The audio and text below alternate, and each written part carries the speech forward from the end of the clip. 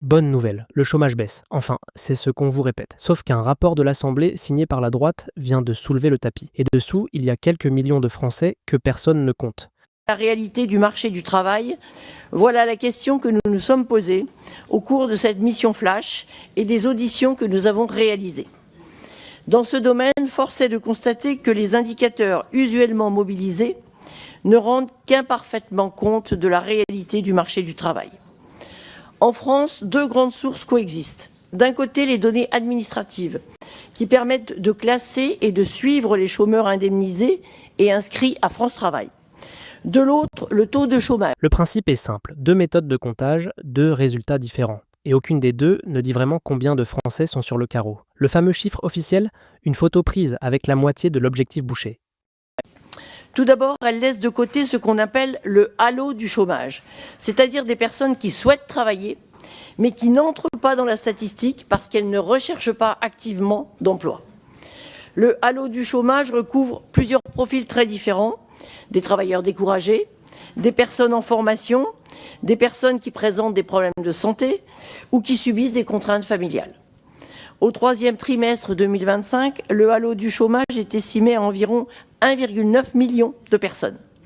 Cela représente 4,5% des personnes de 15 à 64 ans en France.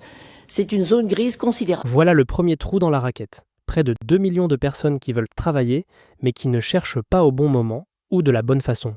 Résultat, elles sortent des statistiques. Officiellement, elles n'existent pas. Pratique.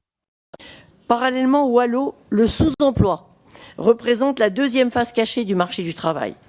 Le sous-emploi inclut des personnes à temps partiel qui souhaitent travailler davantage et qui sont disponibles pour le faire, mais qui ne peuvent pas accéder à des emplois à temps complet.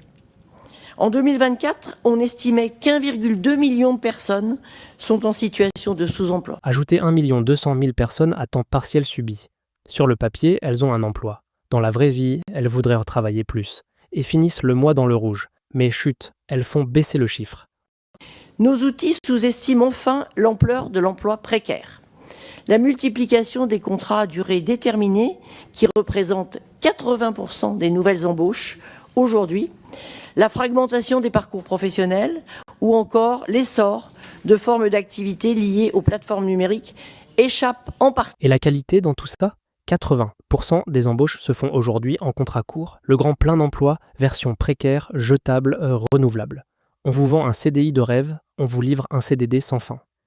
Et lors des auditions, il nous a été rapporté que 40% d'entre eux sont dits invisibles, c'est-à-dire non accompagnés par le service public de l'emploi ou tout autre organisme. On parle au bas mot ainsi d'environ, pour aller sur la fourchette basse, 400 000 personnes qui sont totalement en dehors des radars de la politique publique.